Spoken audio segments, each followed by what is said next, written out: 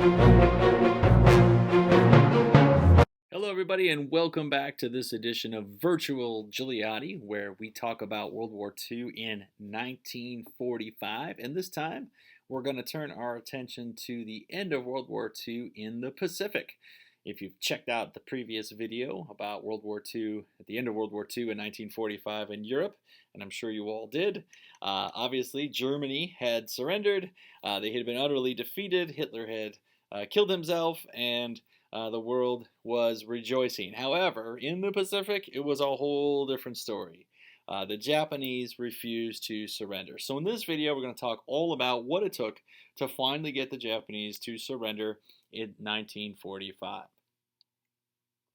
So to get started, by 1945, basically, the Japanese expansion had been stopped. If you recall, they went on their Rising Sun rampage back early on in the war and had taken all that territory across the Pacific, Southeast Asia, into China, you name it. But by 1945, the Japanese are being pushed back towards the Japanese home islands. The Americans had fought them all the way across the Pacific. We've talked about a lot of those really important battles, places like Coral Sea and Midway, Leyte Gulf, and you name it. And so Guadalcanal, all these battles that went on are sort of pushing the Japanese further and further back to the home islands. But even though the Japanese were facing defeat, they refused to surrender. We talked about that a little bit with Nazi Germany and Adolf Hitler. By 1945, there's no way Germany's going to win the war, but they refused to surrender. The Japanese are just like that, but they are even more fanatical. The Japanese strategy is they're going to fight to the absolute death. They know maybe on the battlefield they're not going to be able to conquer territory like they had previously, but their strategy is to fight to the death in as many places as possible and to inflict as many American deaths as possible. The Japanese assumed that the American people would eventually say, okay, enough is enough, allow them to keep parts of their empire and end the war simply because they didn't want any more carnage, any more deaths. And so as a result of that, you see this whole series of battles where the Japanese will dig into these islands and have just these unbelievable fortifications, caves, mountains. You'll see them with kamikaze attacks, with banzai attacks, where literally you're fighting for inches on every one of these battles, and the cost are thousands and thousands of American lives. And that's what we see in the Pacific in 1945. We already talked a little bit about this in 1944 when we began the invasion of the Philippines. And so the invasion of the Philippines sort of goes island by island. You see all the little islands here. We talked about Leyte Gulf. Eventually they're in Luzon and some other places. But by April 1945, the Battle of Manila is wrapping up. And Manila is the capital of the Philippines. To that point, the fighting had been fierce and intense out in the jungles. But by the time they get to Manila, it's more of an urban situation. It's one of the only real urban battles that are taking place in the Pacific. So again, you're talking about street to street, house to house, room to room. You're talking about 29 days, almost a month, just to kick the Japanese out of Manila, the capital of the Philippines. Horrific death toll. Over 100,000 Filipinos die in Manila. The Japanese bomb the city. They kill civilians. They do everything they can to make it as miserable as possible to recapture the Philippines. But at least by April 1945, the Americans had basically recaptured the Philippines. There were still some holdouts here and there, but the Philippines were back in American hands. You see similar situation at two other battles that follow in the Pacific. And these are both extremely famous battles you might remember from U.S. In 1945, we see the Battle of Iwo Jima. The Battle of Iwo Jima begins in February 1945. And if you don't know where Iwo Jima is, that's fine, because most people don't. It's this little island right here. You can barely see it on my map, right? Here are the Mariana Islands. There's Guam. There's Tinian. These are places that we've already had fought against the Japanese in. There's Saipan, right? Remember doing our little island hopping here. Now here's Iwo Jima. Iwo Jima is about 800 miles or so from Japan. Obviously very strategic if you want to invade Japan. Remember, there's Chester Nimitz there. He was trying to sort of island hop across to get to Japan as quickly as possible. So Iwo Jima was the next spot on the map that he needed to grab. The Japanese had been there for a long time, and they had this island heavily fortified. And when I say heavily fortified, I'm talking about caves that have bunkers inside with artillery, with machine guns. We're talking about Japanese troops that will refuse to surrender, will literally fight to the death, will charge American forces. We're talking about some really, really, really fierce fighting. So Nimitz sends the American fleet. They begin by just blasting them with naval guns. They begin by dropping bombs from aerial assets, like dive bombers and things like that. And then the Marines land on the beaches of Iwo Jima. And you can see what the island kind of looks like. You can see them here on the beach. At first, there's not a lot of pushback. No one can figure it out. The Japanese are not like the Germans that are meeting the Americans on the beach like they did in Normandy. So a lot of American troops land, they get on the beach, and then the Japanese unleash their firepower. And literally the American forces had to fight for every single inch of this little tiny volcanic island. It was honeycombed with defensive line after defensive line after defensive line.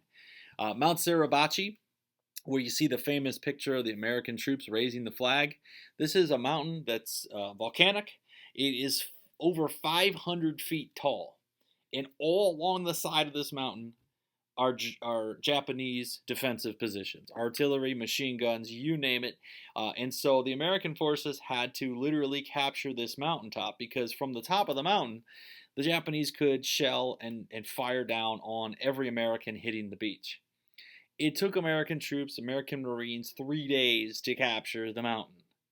And when they finally did, it was celebratory. Everybody was blown away how hard this was to do and how they had finally captured the mountain.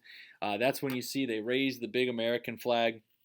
Eventually that's recreated for the famous picture that we know and love. But the taking of Mount Suribachi was just the beginning, really, on Iwo Jima. The fighting rages on this little tiny island for 6 weeks. The Japanese refused to surrender. When the Japanese were encircled, when they were running low on ammunition, rather than surrender, they would do what was called a banzai attack, where they would just grab whatever they could. Maybe it was a rifle and a bayonet. Maybe it was a machine gun. Maybe it was a sword. And they would literally just run at American forces and charge, yelling banzai. And of course, most of them were killed. In fact, only 200 Japanese prisoners were taken. And when the battle began, there were over 22,000 Japanese soldiers on the island. So you can see what happened to the rest of them. Again, going back to that Japanese strategy, they want to make it painful and bloody for America so that eventually America would quit. And on Iwo Jima, you're talking about over 7,000 Marines killed just to take this little island in the middle of the Pacific Ocean. Really, really bloody stuff. So the question becomes, all right, well, how can we do this better? Obviously, going island to island is extremely costly. There must be another way we can get the Japanese to surrender. And so as the American forces get closer and closer to Japan, the possibility of strategic bombing comes into play. Now, you might remember we already talked about strategic bombing when we talked about the fighting that was taking place in Europe. So what is strategic bombing? Well, strategic bombing is when you get a large airplane, known as a bomber. In Europe, they were using the B-17s. In the Pacific, they're going to use what's called the B-29. They're going to fly over the enemy, and they're going to drop bombs. Those bombs are going to blow up things that they can use for warfare. So they're going to blow up factories, ammunition dumps, railroads, ports. You can also do strategic bombing on a population. The thinking being that whole idea of total war, that the population is supporting the soldiers out in the field. So if you bomb the population, maybe they will quit. Maybe they won't want to fight anymore. And so you start to see strategic bombing of Japan as we get closer and closer. We needed to be within range for the bombers. So when you capture an island like Iwo Jima, some of the islands in the Marianas, places like Tinian, for example, Saipan, you can launch bombers. It's a really long flight, and you can drop bombs over Japan. To make the flight, they created the B-29 Superfortress. So the B-17 was super cool. It dropped a lot of bombs. It had a lot of guns on it. It was very useful in Europe. But for the Pacific, the distances were so much greater, you needed a better airplane. So the B-29 Superfortress is a lot bigger than a B-17.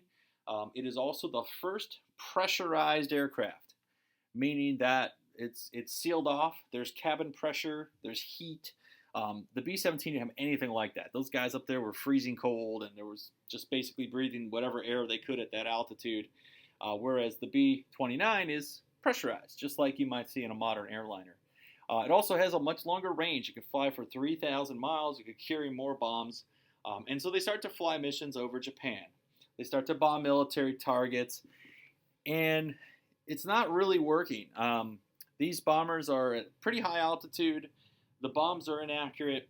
The Japanese anti-aircraft and fighters are really good. And so lots of B-29s at first are getting shot down. And so people are thinking, well, maybe this isn't a way to get Japan to surrender. Maybe we ought to just give up on this. Until they get a new commander, a guy named Curtis LeMay. Curtis LeMay is one of the most famous aerial Air Force generals in history. He comes up with a lot of unique things, including what he calls low-altitude bombing. So what LeMay wants to do is he wants to take the B-29s, and instead of going high-altitude bombing, he wants to go in low, a few thousand feet. That way their bombs are more likely to hit their targets. He also wants to go in systematically. So he's going to take Japan, he's going to draw a big map of it. He's going to say, okay, we're bombing this place today, we're bombing this place tomorrow, we're bombing this place the next day. And he even comes up with the use of incendiary bombs. So an incendiary bomb basically is a bomb that is designed to start a fire. And if you look at Japan, almost all the buildings in Japan were made out of wood and paper, which was very, had no defense against the fire. And so LeMay starts to strategically bomb Japanese cities, including Tokyo, with fire bombs. All right, so the B-29s would come in low. You'd have 75 to 100 B-29s coming in over Tokyo. They would all unleash these incendiary bombs on the city. The city would catch fire, and it would burn and burn and burn for days and days and days. This killed thousands of Japanese civilians, made thousands of them homeless. The hope was that it would convince the Japanese to surrender, to give up. Guess what? It doesn't. Unbelievable, right? And eventually you'll see the B-29 used to drop a different kind of bomb here in just a few moments. That being said, the war goes on. So again, we're going to do some island hopping. We just grabbed Iwo Jima. Now we're going to get even closer to Japan. There's an island just south of the home islands known as Okinawa. Okinawa is only 300 miles from Japan. So obviously, we're getting closer and closer and closer. But you're going to see on Okinawa a repeat of what we saw in Iwo Jima. In fact, it's going to be even worse. The defenders on Okinawa absolutely refused to surrender. They knew that after Okinawa, the next step were the Japanese home islands. So the Japanese defended Okinawa to the hilt. They had all sorts of fortifications, just like they did on Okinawa, or just like they did on Iwo Jima, and even more so. All right. So Nimitz says, "All right, let's go. We don't want to repeat what we did on Iwo Jima." So he bombs the island for a week. We're talking about naval guns, these giant artillery pieces they used to have on the battleships, and we're talking about aerial assault, bombers. They just pulverize what he thinks are the Japanese defenses. And then after that, you see the Marines hit the beach. And at first, they're pretty successful. They sort of split the Japanese defense. The island's sort of long and skinny. The Americans land in the middle of it. The Army goes one way, the Marines go the other, and the hope is that it's not going to be nearly as bad as Iwo Jima. Well, it was a whole lot worse. The Japanese fought and fought and fought. They had a series of defensive lines. So if you can imagine, they fight on, let's say, defensive line A, and they kill a whole bunch of Americans. And when they're about to be overrun, they retreat back to defensive line B, and they do the same thing all over again. So literally, they're fighting for inches and inches and inches. Beyond the fighting that's taking place on the island, you also have the Japanese attacking the American fleet using kamikaze bombers. And we already talked about that. So these are pilots who are willing to get in the plane, fly the plane into the side or into the top of an American warship. And the kamikazes cause all sorts of casualties, death, terror, you name it. By this point in the war, the Japanese even have a rocket-powered plane that they use for kamikaze attacks. Basically, this thing fires this rocket, takes off, finds an American ship. It's traveling at a terrific speed, makes it really hard to shoot down, and then crashes into the side of an American ship.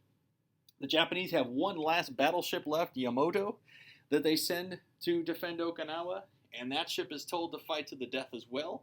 Eventually, it is attacked by over 400 American aircraft and sunk right off the coast of Okinawa. The fighting on the land continued.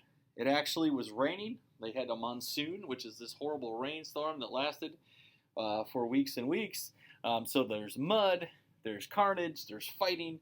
Eventually, American reinforcements are landed, and by the end of June 1945, finally the Americans take Okinawa. Heavy, heavy, heavy casualties. The Americans literally had to fight for every inch, using grenades, flamethrowers, bayonets, machine guns, whatever it took to get the Japanese out of their defenses. Over 15,000 Americans die. Over 140,000 Japanese soldiers die for the island of Okinawa. So, now the question becomes, what's next? The Americans had fought all the way across the Pacific, and they are on the doorstep of Japan, but still Japan will not surrender. So the next logical step is the invasion of Japan's home islands. And Japan's actually made up of a couple of different islands, and so plans started to be drawn up for what they called Operation Downfall, the invasion of Japan. The plan would be very similar to what we saw on Iwo Jima and what we saw on Okinawa. The Americans planned to mass a fleet, landing craft, naval guns, aircraft, submarines, you name it, and then begin their invasion down here on this southern island of Kyushu. That island was significantly bigger than Iwo Jima and Okinawa, and held some of the most elaborate Japanese defenses you could possibly imagine. If they were able to take Kyushu, they would then use it as a base to attack the Japanese main islands of Honshu and ultimately the capital of Tokyo. This obviously would be a huge operation. Those are very big islands, there's mountains, there's all sorts of issues with tides. We are talking about something that would have made D-Day look like nothing, the invasion of Japan. So they start to plan it. They call it Operation Downfall. They codename it X-Day or Operation Olympic, where they're going to land on Kyushu and then eventually go on to Tokyo. In Japan, they are planning for this. They've been planning for this. So just like they defended Iwo Jima and Okinawa, they are going to defend Kyushu and the homeland every bit or more so. They have all of their defenses honeycombed in.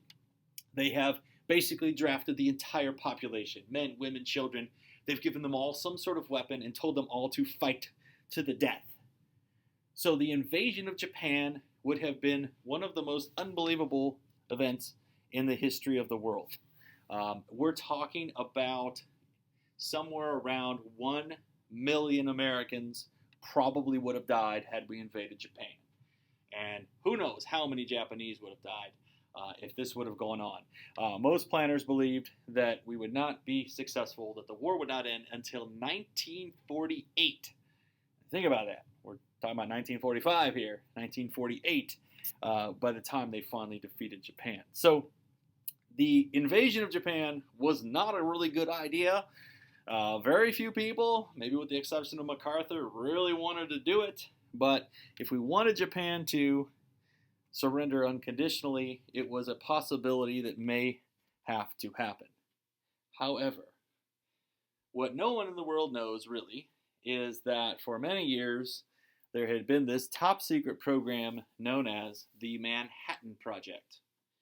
And you might remember this from your US class, but the Manhattan Project was a top secret program to build the ultimate weapon, the atomic bomb. And you'll see that before World War II began, some very famous scientists, people that you've probably studied about, Szilard and Albert Einstein, you all know Albert Einstein, had actually written a letter to President Roosevelt saying, listen, theoretically, it would be possible to take an atom made out of uranium, probably, or maybe another type of atom, and split that atom in half. And by doing so, you would release so much energy, you could create a powerful weapon, a weapon that would literally destroy an entire city. And the reason Roosevelt and Szilard decided to tell, or the reason Einstein and Szilard decided to tell Roosevelt is that the Germans wanted this. Imagine if Hitler had an atomic weapon to be able to destroy an entire city. And so Einstein and Szilard warned Roosevelt, hey, you better make one of these too. You better make it first, because if Hitler gets this, it's game over. Roosevelt, realizing the significance of these men writing him that letter, he decides, okay, I'm going to start a program. I'm going to bring in all the best scientists. I'm going to put them in a location where they can work together in secret to see if this is possible and to see if we can actually do it. So he puts this general in charge. His name is General Groves, Leslie Groves. He finds a scientist named Robert Oppenheimer to lead up this team of scientists. And they take them out to the New Mexico desert, a place called Los Alamos, to conduct their work. Their program is designed to build the bomb, the atomic bomb. It's the same thing that Einstein had theorized about. They were actually going to try to put it together, and they believed they were in a race to beat the Germans to produce the first bomb. The bomb took 3 years and $2 billion to develop. In today's money, militarily, $2 billion is not all that much, but back in 1945, it was an unbelievable amount of money. These scientists worked for 3 years to try to perfect this atomic bomb, and by early of 1945, the scientists at Los Alamos feel that they can actually do it. They can actually split the atom and cause this type of an explosion. But they're not entirely sure if it's going to work or not. So they feel they need a test. And so they find this incredibly remote place, White Sands, New Mexico. It's called the Trinity Test site. It's in the middle of nowhere. And they build the world's first atomic bomb. They call it the Gadget. And they test it on July 16, 1945. They actually put it up on a tower. The tower is designed to mimic what they call an airburst. So when they drop an atomic bomb, they don't just let it hit the ground and blow up. They usually blow it up above the city, causes more damage that way. And so they raise it up in the tower. Nobody knows what's going to happen. Is it going to work? Maybe it's going to be a dud. Maybe it's going to blow up the whole atmosphere. Nobody knows. But what they do is astonishing. When they blow it up, they blow up a weapon that has the equivalent of 20,000 tons of TNT. The most unbelievable amount of power ever unleashed in warfare in human history. The tower is reduced to nothing. And you can kind of see Groves and Oppenheimer sitting around there at the blast site. Oppenheimer says, I have become Shiva, the destroyer of worlds. It's an old proverb basically saying, whoa, this weapon is so incredibly powerful. How in the world could we ever possibly use it? That being said, while all this is going on, once again, the Allies come together for a conference, this time outside of Berlin, in a place known as Potsdam. And what they're doing is they're talking about, okay, now that Germany is defeated, what are we going to do with Japan? What are we going to do with Germany? And you'll notice that the faces have changed. President Roosevelt had passed away, And now President Truman is there on behalf of the United States. Winston Churchill, even though he had defeated Hitler, had actually been voted out of office. And you see Attlee there representing the United Kingdom. Only Stalin remains from that big three.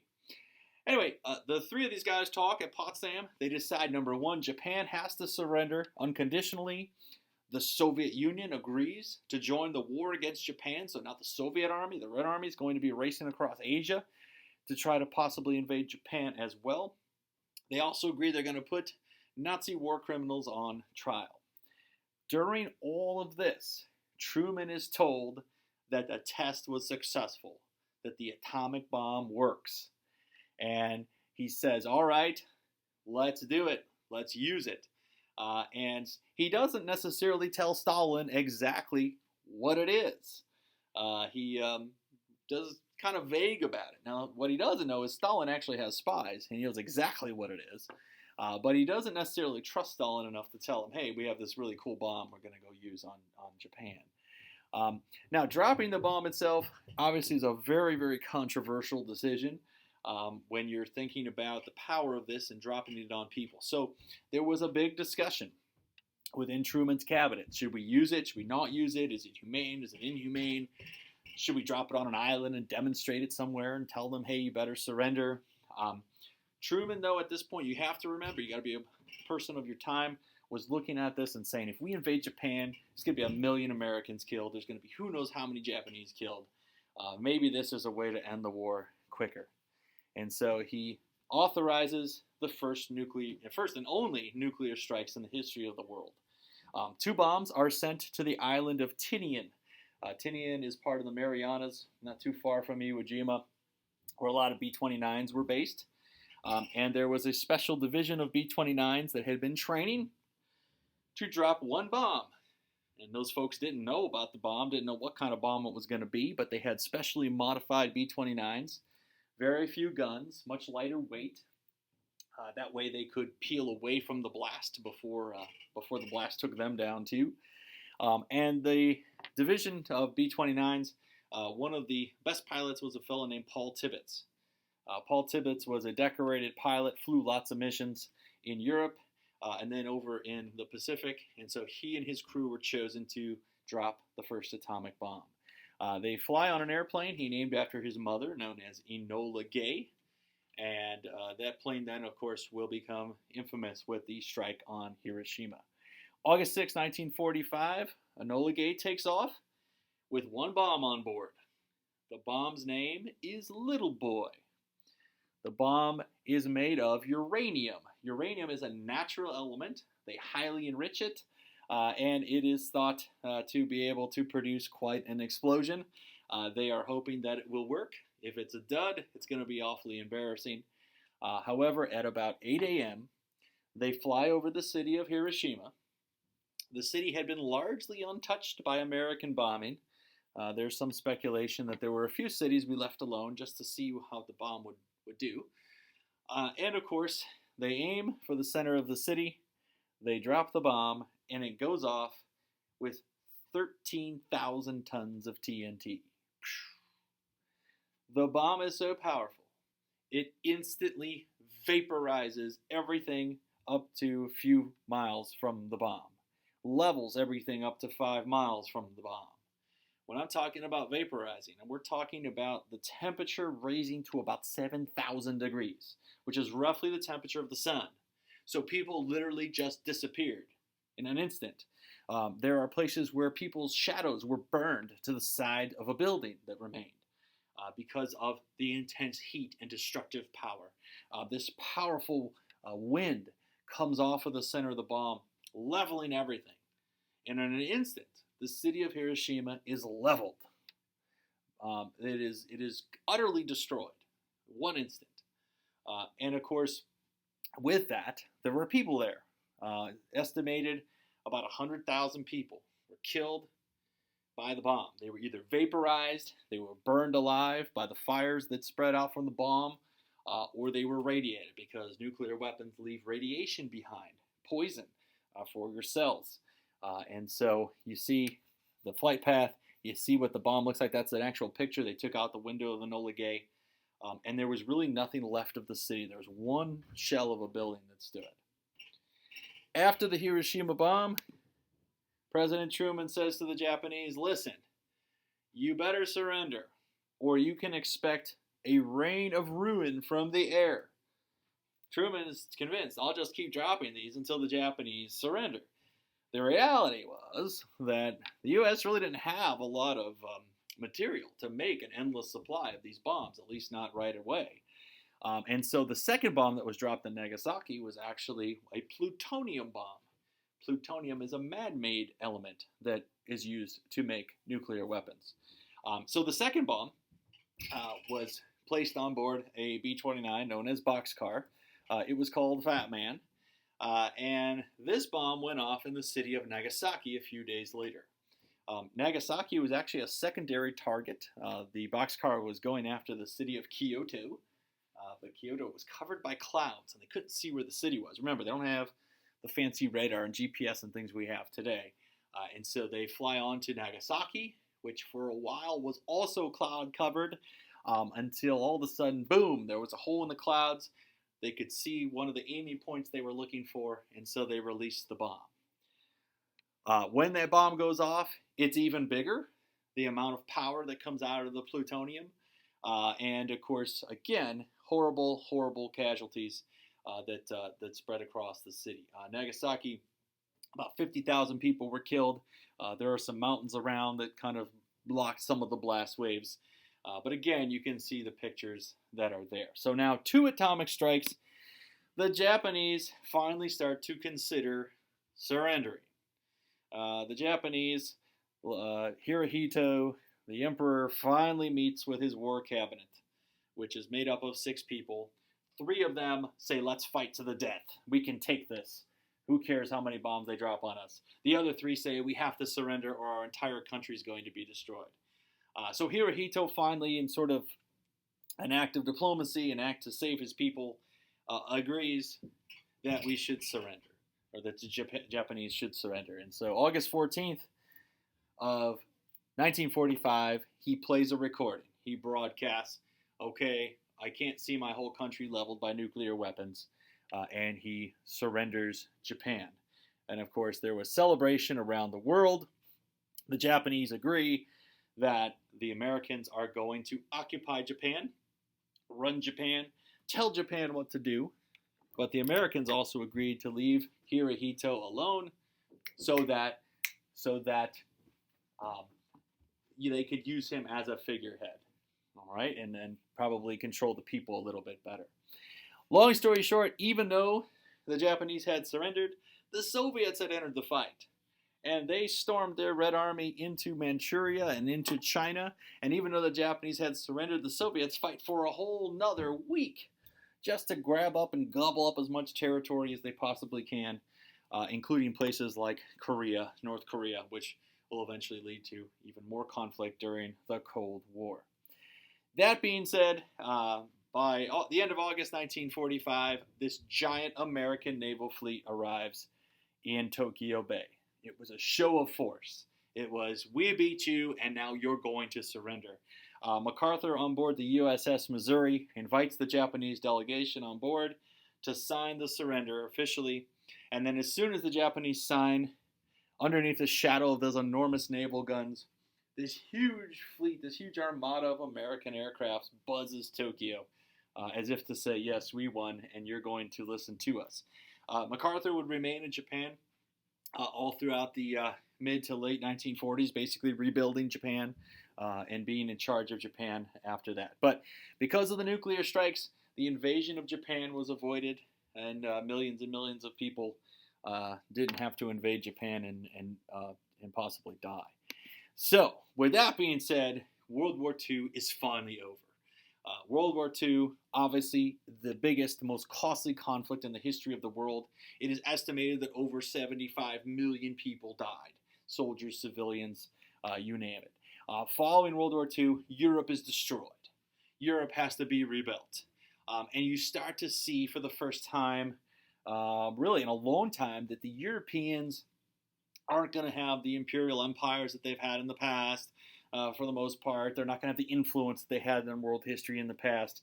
And in fact, that was going to shift to two big, strong countries, the two big winners of World War II. The Soviet Union, which had suffered greatly during World War II, millions killed, but had come out victorious, and the United States, which ultimately ended World War II with the atomic bombs against Japan. And so these two countries now are going to be the rivals. They're going to be the ones that are going to shape the next part of human history as we enter a period of time known as the Cold War. Obviously, though, celebration around the world in 1945, this horrible conflict had come to an end. We could finally put that behind us and move on. And so World War II ends in 1945 as our Cold War begins. So we will be getting into that later on, but hopefully this video helps you better understand how Japan was finally defeated. Thanks for watching. See you next time at Virtual Gigliotti.